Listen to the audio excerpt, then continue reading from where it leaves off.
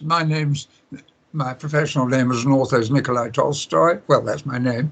And my latest book is called Stalin's Vengeance. The one before that was a 2-volume biography of my stepfather, the author Patrick O'Brien.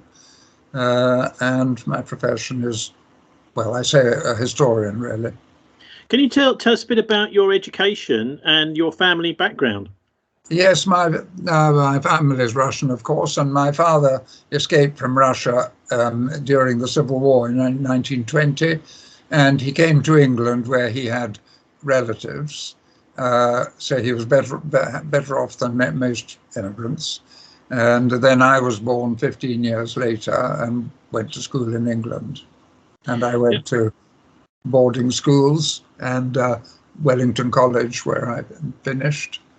Then I was going to go in the army as a regular, so I went to Sandhurst, but I got a back injury while I was there and was invalided out. Okay, so a lot of people know the name Tolstoy. Is there any relationship to the Russian literary family? Oh, yes, we are. I'm the head of the family at the moment because of being the senior branch, and the famous author, well, we've had several, but the most famous one, Leo Tolstoy, was my great-grandfather's cousin. Okay, so can you just give us your view? I suppose this is pretty much coming directly from your father of what went on in the Russian Revolution, because I think, for many people growing up after World War II, for example, a lot of that seemed to get forgotten. So what was all about the getting rid of the Czars? And what do you understand was really taking place there with the benefit of hindsight? Well, of course, probably there might well never have been a revolution, or certainly not one like the one that actually happened, but for the Great War. And it's vital to remember that this happened during a long and bloody war in which the Russian armies suffered huge losses. And in fact, the revolution, it wasn't the revolution that overthrew Nicholas II, the Tsar, but it was the loss of confidence of his generals, who finally, though they were loyal enough, but they said, well, must have to abdicate. And they felt they would then be able to pursue the war more effectively. But actually it made no difference. If anything, things were better run marginally under the Tsar. So then there was a long period. There were two revolutions. The first one, not so much the abdication of the Tsar, but the establishment of a Russian republic, sort of liberal democratic republic. But that wasn't able to handle the war. Discipline broke down, and by the end of 1917, the Bolsheviks took over in a coup simultaneously in Moscow and Petrograd, as St. Petersburg was named then. And then the Civil War broke out with the whites wanting to overthrow the Bolsheviks and call an election. And the Bolsheviks determined not to have an election, nationwide election. And so the Civil War then broke out between the Reds and the Whites, which lasted for roughly 3 years. But my father didn't play any part in that because he was only a boy. But at our estate, which was in Eastern European Russia, near Kazan, my grandfather had gone off to fight. So there were mostly just women left behind. And my father had an English nanny. And that was very normal in Russian households to have either a Scottish or English nanny.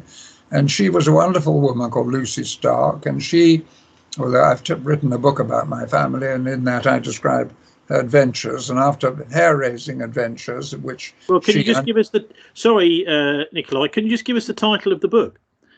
It's called The Tolstoys. Okay. And it's a chapter-by-chapter history of the more famous members of the family. And the last chapter is about what happened to my father and how he escaped from Russia. But in one sentence, Lucy, the governess, pretended he was her illegitimate son.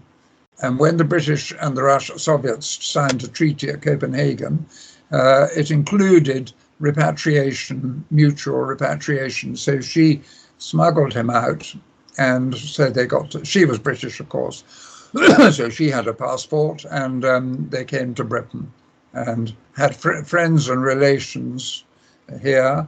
And so, well, it affected him all his life. It made it very horrible, but horrible for millions of people.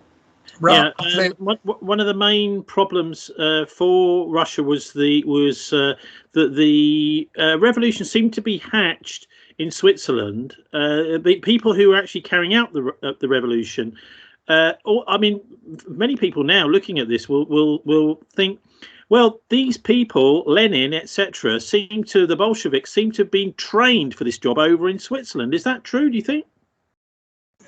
Yes, it is largely true in that Lenin and Trotsky were exiles in, well, Trotsky wasn't at this stage, but Lenin was an exile in Switzerland, exiled by the imperial government. And it was during the war, the German government decided that to break up Russia and halt the war on the Eastern Front so they could deal with the French and the British without any war on the Eastern Front. The Germans paid and arranged for Lenin to be smuggled through neutral Sweden into Russia, and thereafter the Germans paid colossal sums secretly to the Bolsheviks, who were completely dependent for their success on German money, and evidence of that has increased over the years. And indeed, recently a colleague of mine in America has published a book, perhaps 2 or 3 years ago, on the revolution, and he documents even more fully than previous historians the extent to which the Germans funded the Bolsheviks. One of the reasons... Sorry, Nikolai, again, I want to interrupt you, because if you can recall it, it'd be really good to have the title of the book and the author there. Oh, yes, he's called Sean McMeekin, McMeekin, and it's called, if you want the exact title, I can get it from the book. I'll just go to the shelf.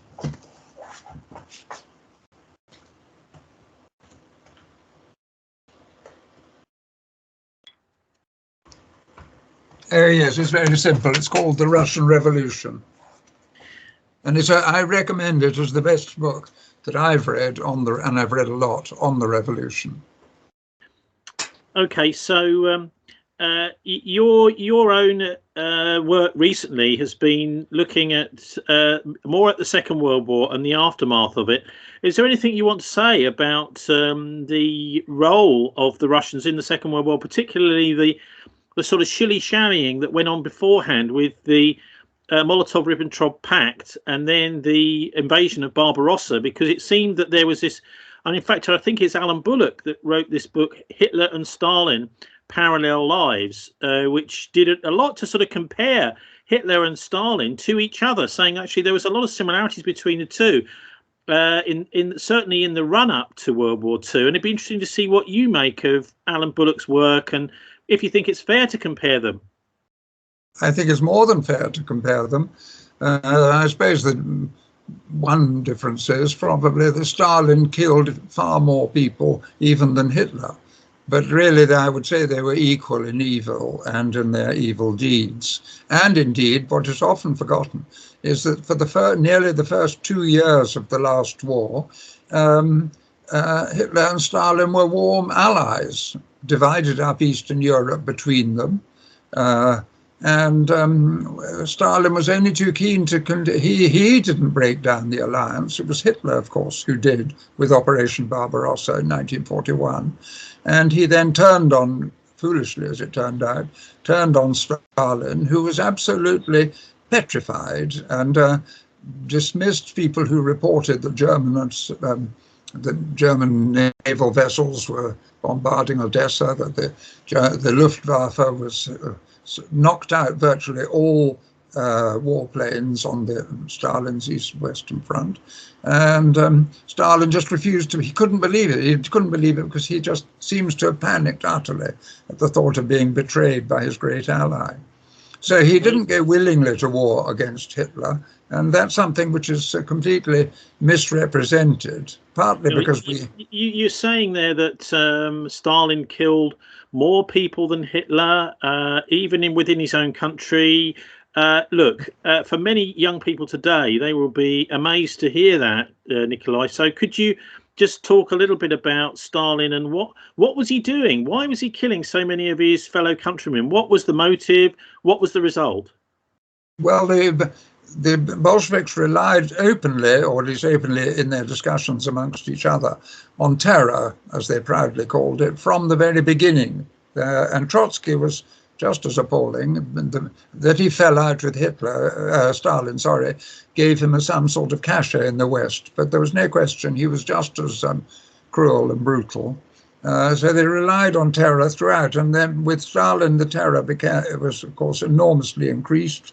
There was the forced famine in the Ukraine, which contrasts, incidentally, very interestingly, with the Russian imperial government. In 1891, there was a colossal famine in Russia, which the Russian government hadn't the resources. Well, it did cope to the best it could, but nevertheless, it was very hard to manage. But all research shows that the Russian imperial government was desperate to help the victims of the famine. When it came to communism, Stalin created the famine by refusing to allow grain into Ukraine and robbing the peasants of the kulaks, as he called them, of their grain stores. So he really made war against his own people, and that shouldn't be forgotten.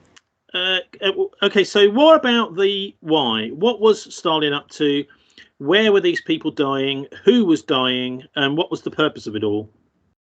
Well, there were successive purposes. The main purpose was simply to terrorize the whole population.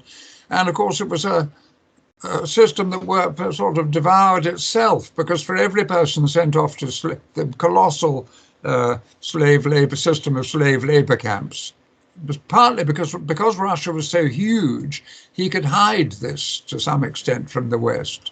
So everyone had relations who were in the slave labor camps.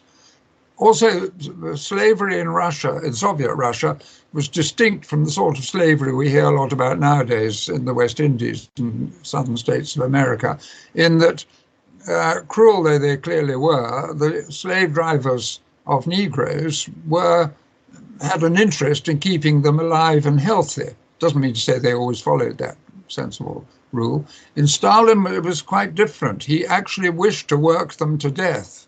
And much of the work was complete. If you read the memoirs of people who were in these slave camps, much of the work was completely pointless, and the death rate was appalling and continual. And really, what about the suppression of religion? Because I know that was a large part of this Bolshevik idea as well. Yes, it was. It was fundamental to Bolshevism to try to destroy religion, and all over Russia, hundreds of thousands of beautiful, setting aside the Christian and Christianity, these beautiful churches were destroyed right across Russia. The destruction was terrible. And symbol of the resurrection of Russia, we don't know how long that will last, was that the main cathedral, very fine one, which was built by public subscription in Moscow, was blown up by Stalin and utterly destroyed. But when the communism collapsed in 1990, the government set to work and has completely rebuilt the cathedral exactly as it was before. So some good has been happening lately. And what about the armed forces? What happened there? I also understand that there was Stalin had decided that some types of officers had to go, others, were promoted, etc. Yes, in the 1930s, Stalin purged the Red Army. He was terrified of a coup by the Red Army. And like many half-educated people, which is what he was, he was the only organization in the country which could do anything about overthrowing the regime, obviously, were the armed forces. So they had to be guarded against more than anyone. And Stalin didn't trust them. And there were the famous show trials when Marshal Tukhachevsky, who was undoubtedly his ablest commanding officer.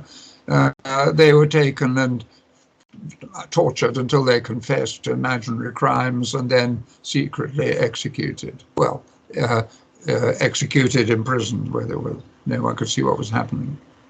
And torture was used as normally throughout the whole country. With all its faults, the previous regime had a proper legal system with appeals and so on, and verdicts were quite often found in important cases against what the government might have wished. That couldn't happen in the Soviet Union. It was, and of course, the other horrible thing is that having inflicted all this on Russia, it was fear of communism in Europe, which largely resulted in Hitler's rise to power in Germany. It wouldn't have happened but for Stalin's existence, and of course, even more closely cause and effect was the creation of what now threatens the entire world, Chinese communism. And right. Well, yes, that was. I mean, more. yeah. I mean, it's a sort of a shorthand, but it's easier to remember when you think that the Russian Revolution happened in the time of the First World War, and the Chinese just after the Second World War. But look, going back to, I love these comparisons between Stalin and Hitler, and you're starting to make me wonder whether Stalin may have been even worse. Both of them quite clearly had in their minds concentration camps, death camps, labor camps, whatever you want to call them. And I wonder how extensive this network was in Stalin's Russia, and actually what was the death toll? We don't know. There's still no certain figures. It undoubtedly runs into tens of millions. Better statistics are now, since the archives were opened and the records of Gulag, we're getting much more factual statistical information. What we had before, thanks to Solzhenitsyn, but also to many survivors before who published memoirs in the West, we did know how horrific the conditions were, but didn't have statistics. Those are gradually emerging slowly, but the numbers certainly run into millions. And also there were the purges, as I say, the forced famine, but during the time of Hitler's alliance with Stalin, there was, I think this answers your question in a particularly sinister way, that Stalin and Hitler exchanged political prisoners. Hitler held a whole lot of communists who'd be put in prison, and Stalin held communist refugee, German communists who'd fled to the Soviet Union. They did a neat exchange at the town of Brest-Litovsk on the border, and they were then sent to their respective enemies' labor camps or extermination camps. So can you just give us your picture of the way that the Second World War unfolded, with the Russians coming into the war, quickly followed by the United States, and then ultimately to Germany's defeat? Yes. Well, I should say that I did write a book on this some years ago called Stalin's Secret War, in which I go into what I'm talking about in obviously in much more detail. And my friend, colleague Sean McMeekin's book carries the story still further. But the evidence that comes out just confirms the horrors more and more. There isn't a sudden discovery that it wasn't as bad as we thought. It's, if anything, worse. But of course, the moment Hitler attacked Stalin, Stalin had no choice but to resist. But enormous losses were incurred as a result of his allowing himself to be duped by Hitler because of the speed of the German advance, and also that enabled the SS to liquidate vast numbers of people suspected of being resistance, and also people who, whether they resisted or not, were Jews who were slaughtered in vast numbers less by the German army, but nevertheless it did happen. But of course, behind the lines, in the hands of the SS. So the losses there were absolutely huge. Stalin himself had behind every Red Army unit was an NKVD, secret police unit, well, not secret, sort of paramilitary police operating, killing deserters. Anyone who surrendered, Stalin's, I forget the number of the order, notorious order that every Russian soldier, Soviet soldier, must keep one bullet in his rifle to kill himself. It was they must not surrender. But so incompetent was the initial conduct of the war on the Soviet side, and also the devastation caused by the surprise owing to the Hitler-Stalin pact, that huge numbers, hundreds of thousands of, well, indeed millions, of Red Army troops fell into German hands. And there again, Stalin must bear the responsibility for this. These died in droves as a result of inhuman treatment by the Nazis in the prisoner of war camps. Stalin had refused to sign the Geneva Convention on prisoners of war, so Russian prisoners had no protection. They were abandoned, whereas British, French, and Americans, the Germans, on the whole, respected the Geneva Convention, speaking broadly, with the Western allies, and didn't need to respect it on the. So that again, all these people who died must have been placed at the responsibility of Stalin as much as of Hitler. Yeah, but nevertheless, the Russian people. Sorry. Let's not forget the White Russians, because they were, basically still very resentful of the way they've been treated in the interwar period.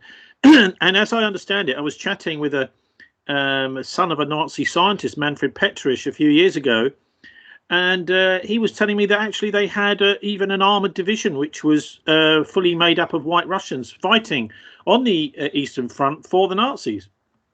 There was more than a division. What happened was that Hitler would never trust the Russians, and anyway, he believed they were racially inferior, so he wouldn't have. But many sensible German officers were saying, look, we've got all these millions of Russians who hate communism. We ought to be making use of them. Well, when the war was obviously going so badly that even Hitler had to pay attention, they then raised a anti-Soviet army among the Russians. They were told they were going to be allowed to fight. And I think about a Red Army general who'd been captured, surrendered to the Germans, but who saw the horrors of Stalinism. General Vlasov was appointed nominal chief. And I think at its height, it had about 800,000 or 900,000 troops. And the Solzhenitsyn said, there's unparalleled in history that you could get such a proportion of people willing and eager to fight against the regime of their own country. That sounds like a massive unit of some sort. That sounds like an army rather than a corps or a division. It was a whole army, really, with divisions. But they were only in the very last throes of the war were they allowed to fight, and they did fight very bravely. And Solzhenitsyn, at one point when he was a young officer, he attested to, he came into conflict with them when he was serving in the Red Army, and how bravely they fought. And all this speaks legions for the horrors of the regime that could give so many people, most of them, of course, being a fighting age, could not remember pre-revolutionary Russia. The average soldier was going to be in his 20s. So so all they knew was the Soviet Union, and all they knew was how their relations had been taken away, murdered, enslaved, and so Stalin, again, this was his responsibility. Obviously, it prolonged the war. One of the other things Manfred told me was that one of the generals from one of these armoured divisions with its panzer tanks that have been fighting on the Eastern Front at the end of the war drove with his mechanised unit down to the Swiss border, where he challenged the Swiss, and he told them, well, look, either you pay us X amount of money, which would be quite a lot, or else we're going to attack you. And the Swiss negotiated. After a few days, they agreed to pay them, and then they handed all their equipment over once they got the money, and went off into the sunset rather satisfied. So it does seem as if this was a side of the war which wasn't really talked about much. But you've just done your book about Stalin, haven't you? And also about Harold Macmillan, which I think very few people, even who can remember the older ones, of Macmillan being Prime Minister here, that he was involved in this a lot of skullduggery in Austria right at the end of the Second World War. So can you just take us through that story briefly? Yes, among the Russian people who were the most opposed to the regime were the Cossacks, who had been very hideously persecuted under the Stalinist regime. And when the German army occupied Cossack territory on the River Don, they were greeted as liberators. And okay, of course, we have a picture of a Cossack. Most people do in their mind, with a bushy black hat on. Who were the Cossacks?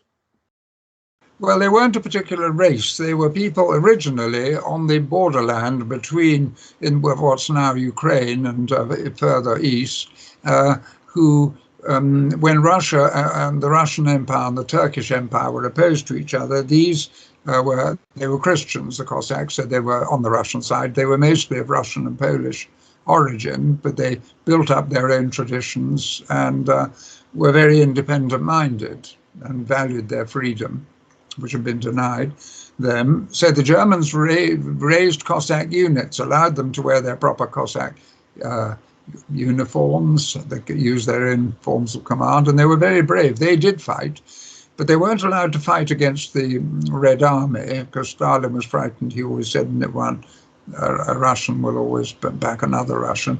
So they were sent as a sop to Yugoslavia to fight against Tito and his communists.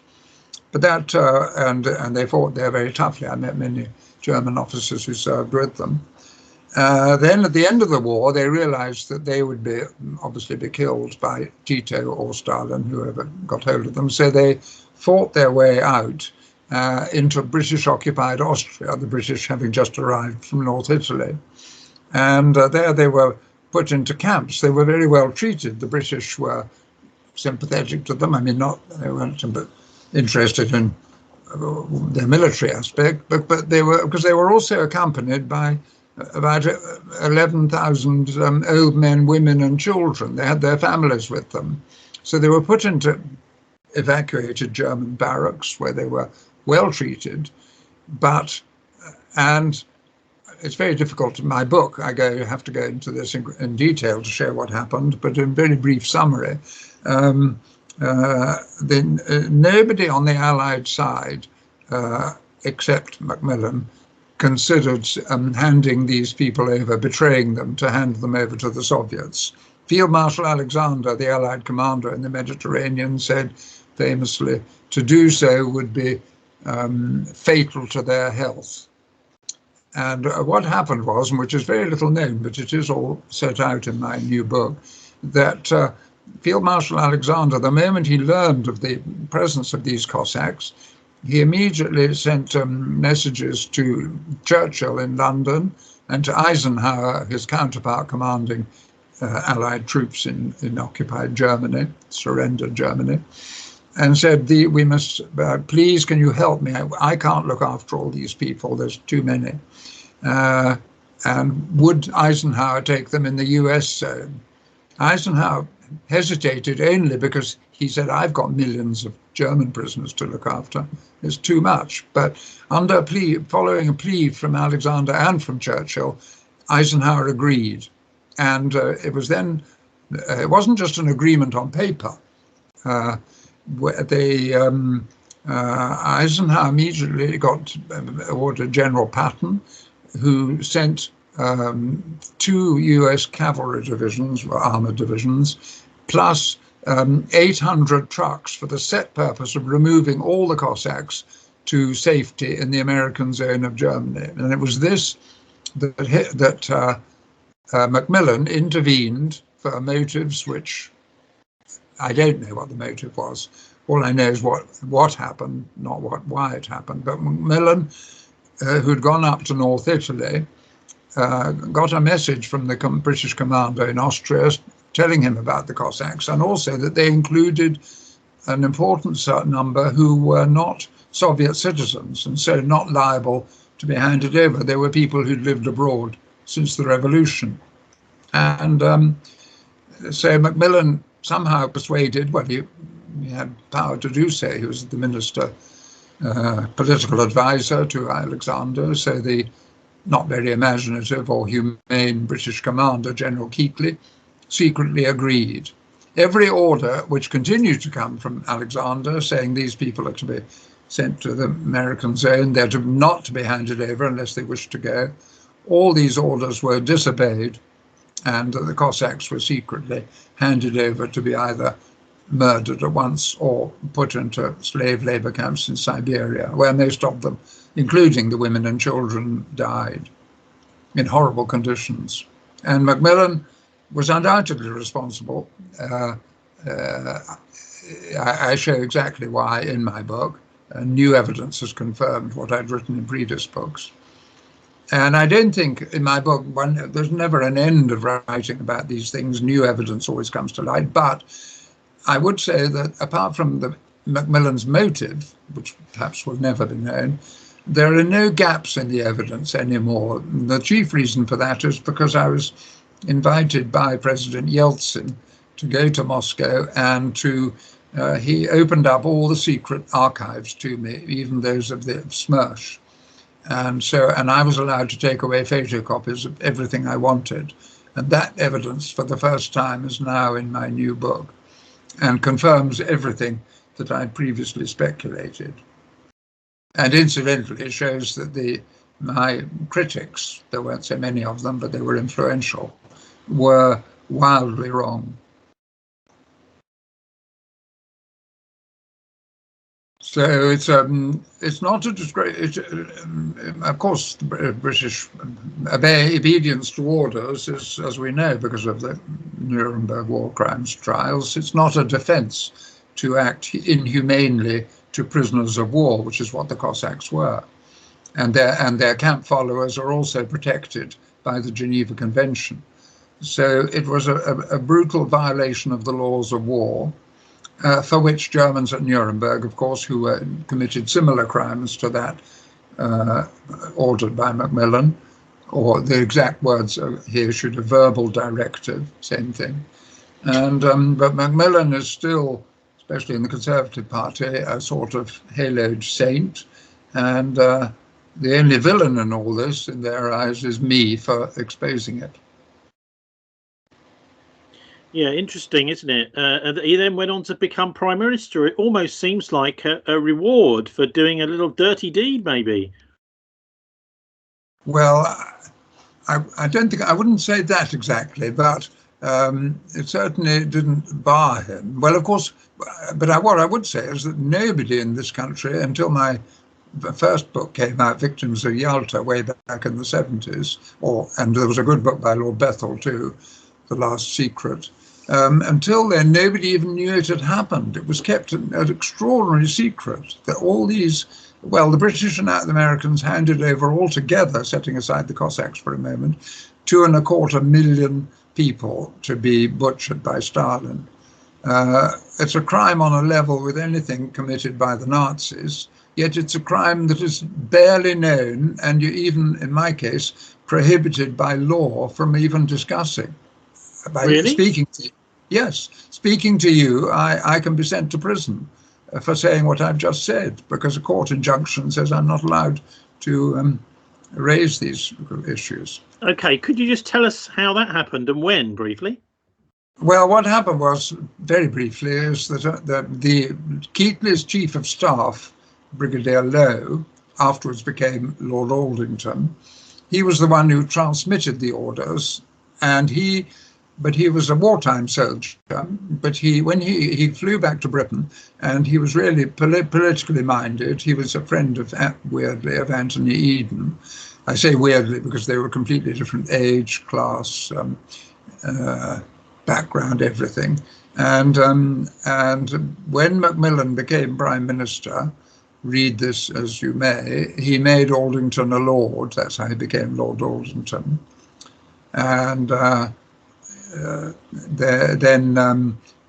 anyway, I accused Lord Aldington in a pamphlet in the 1980s of being a war criminal, because what he had done would, if he'd come up, been on the other side and come up at Nuremberg on trial, undoubtedly he would have been found to be a war criminal. And that I show much more clearly on the purely legal front in my current book. And so it was, then there was a trial which lasted about 2.5 months, in which I was found to have libeled Lord Aldington, and to keep me, and above all to keep other people quiet, the damages of £1.5 million plus £500,000 costs were found against me. That was 3 times higher than any other libel award in the whole of English legal history. And it was obviously meant to, not just to silence me, but to silence others. But it backfired, that particular ploy, because it attracted so much attention, and indeed in the end it was condemned by the European Court of Human Rights as infringing my democratic right to freedom of speech. So this actually helped me in a backhanded way. But it's very strange how things work out. Because I'd been fined like this and I was unable to work and I was under threat the whole time, and indeed, I can't call him a friend, but a sort of collaborator who assisted with the printing of the leaflet, which caused such offence, was sent to prison for saying nothing compared with what I say now to you and what I've actually published in my book. Well, I hope I can just set your mind at rest, because you can't libel a dead person, and Lord Aldington is dead. Yes, so I thought, and what you say is absolutely correct. And I thought on that basis, not that it deterred me, but when he was alive. But there's something quite different, which is the injunction issued by the judge at the close of the trial, which says that injunction forbids me to criticize Lord Aldington or to hold him responsible, or even to say that he did anything at that time, even though he was the chief of staff running the entire corps in his corps commander's name. So it's an absurdity. There's never been a historical event, not in British history, where you're not allowed to discuss it even. And I just think it's a fascinating case because quite clearly the establishment was throwing everything at you, Nikolai, at that point. Lord Aldington, he's the former chairman of Deutsche Bank in London from, is it 2002 to 2009, or maybe that's his son? I think the bank that he ran wasn't it called Gridley's Bank? I'm not very... Yeah, okay. Anyway, I don't think he ran Deutsche. It's a very small detail. I don't think it was Deutsche Bank. Anyway, anyway, Lord Aldington. He had been chairman of the Tory party. Oh, right. Okay. And also he died in 2000. So that's probably his son. But anyway, look, getting back a bit more to the present. I mean, it's fascinating you getting the opportunity to go through the Russian archives, as several others have done over the years. It's been really interesting, obviously, opening them up after Yeltsin, or the time of Yeltsin and post Yeltsin. But what do you make of the way that Russia was so utterly stripped in the 1990s? I mean, it really was a kind of rape of a country of all of the state-controlled assets by the oligarchs. Because chatting with Alex Craner, as a regular contributor to our program, and a former hedge fund manager, he's a Croatian originally, but he's based in Monaco now. He says that he thinks a similar sort of thing happened with the oligarchs actually being trained up in Switzerland to go and to learn how to borrow money, to buy up, to bribe officials, to basically privatize all of the masses of Russia's state-owned industry in the 1990s.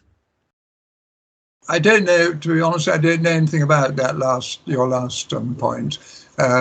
Obviously, it was disastrous for Russia that these mostly awful oligarchs seized hold of the Russian assets, and the state began to be more or less run in their interests.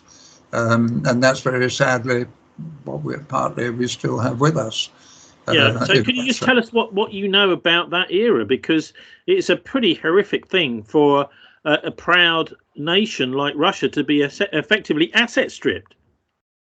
Absolutely, you're absolutely right. But I'm not. I mean, what you say is factually correct beyond any doubt. But actually, I'm not a. I'm less interested. Well, I mean, I am interested in what's going on in Russia now, but I don't study it in the sense that I have done historical events. Yeah. Okay. So your book is called Stalin's Vengeance: The Final Truth About the Forced Return of the Cossacks After World War II by Nikolai Tolstoy. That's you. Can you just tell us why, Nikolai? Why is this still interesting for people today? Because most people would think, hey, this is all a long, long, long time ago. It is a long time ago, but on the other hand, it's a terrible crime, a huge crime, war crime, which has never been, not only has no one been punished for it, but it's, as you can see from what I've been explaining, that it's becomes forbidden to investigate it properly, or perhaps at all. All you can do, and so people, and one of the monstrous aspects to me, a side effect, is that because Macmillan, it's against the law to say, sorry, not Macmillan, but Aldenton, it's against the law to say that he was guilty of war crimes.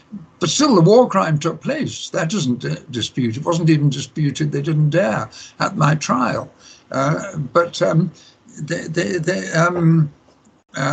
It means, but so somebody was responsible. And as we're not allowed to say it was Lord Aldenton, it had to be someone else. So so-called historians don't hesitate to accuse Churchill or Alexander of bearing the responsibility.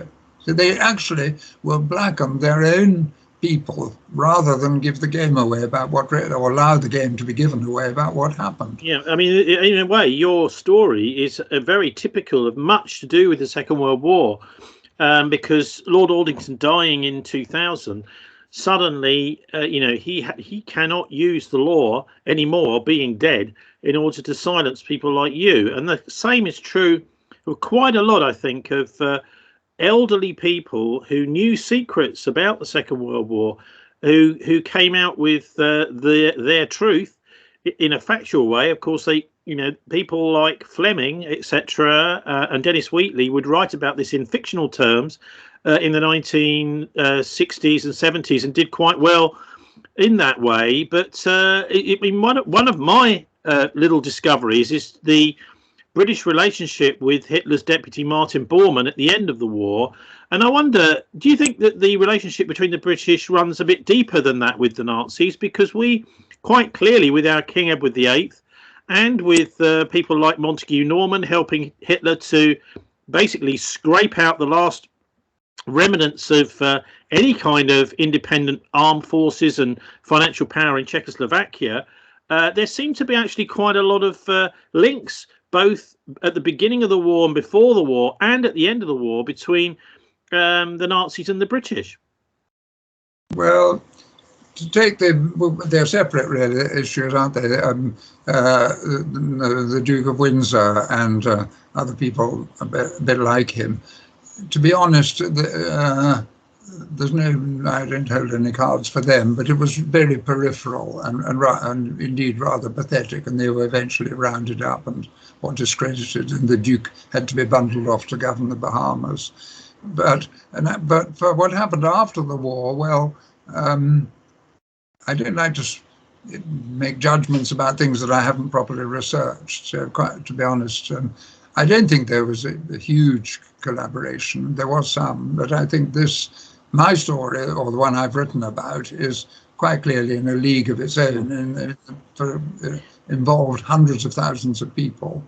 Well, what I'm suggesting, Nikolai, really is that it goes a little bit beyond that, because towards the end of the war, there was some common interests between the British, the Americans, and the Nazis, and the result of that was the Cold War. There's this kind of continued, even going right back to Napoleonic times, this kind of Russophobia seemed to take hold again.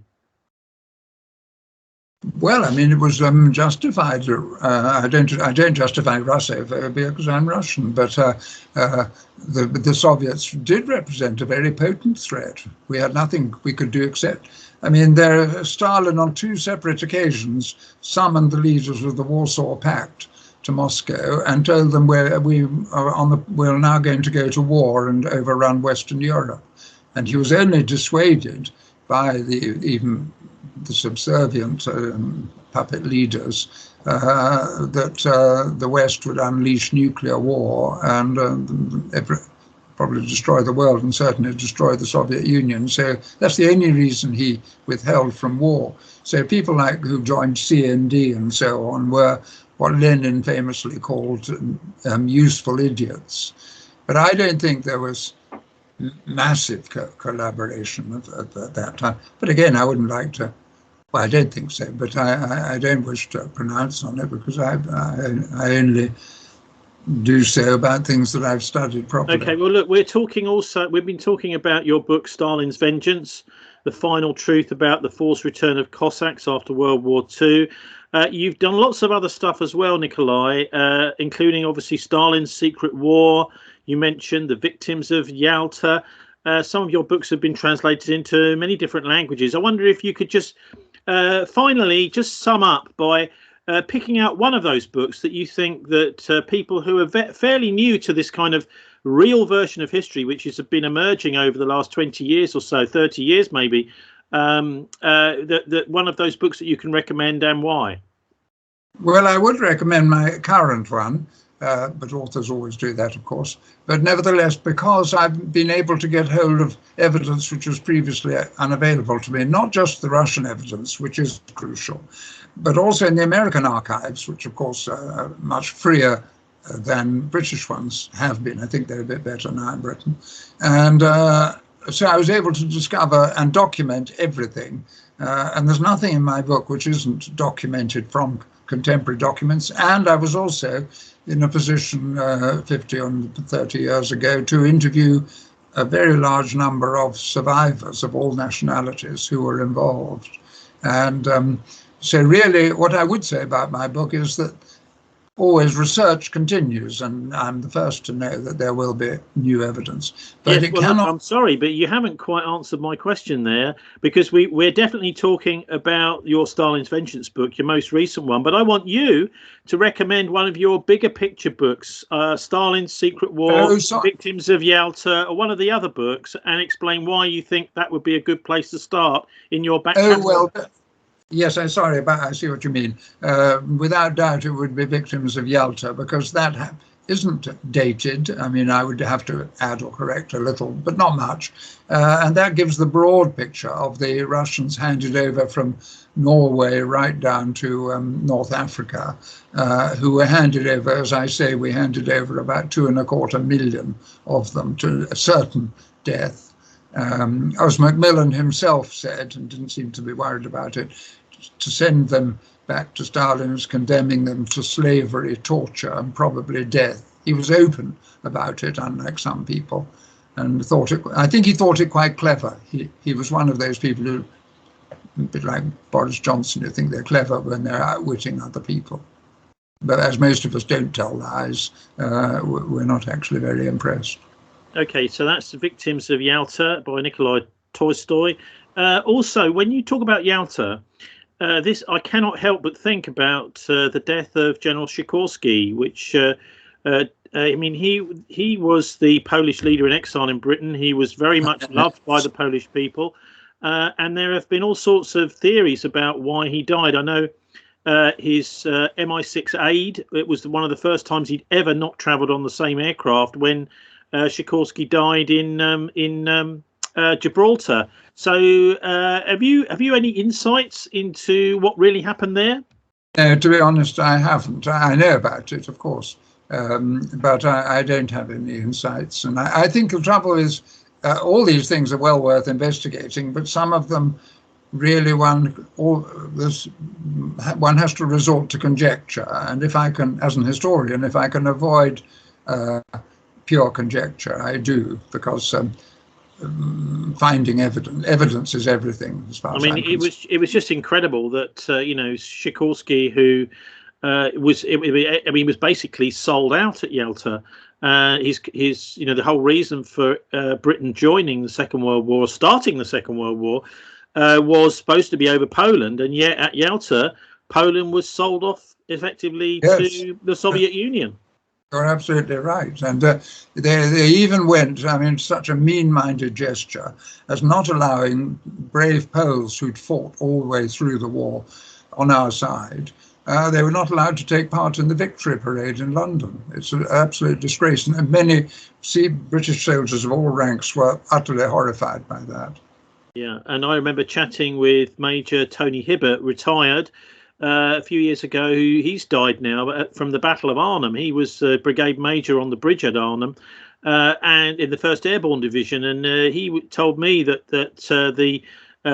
the blaming of Polish General Szoszobowski for some of the problems at Arnhem was absolutely appalling, because it was our own generals that put him in the wrong place.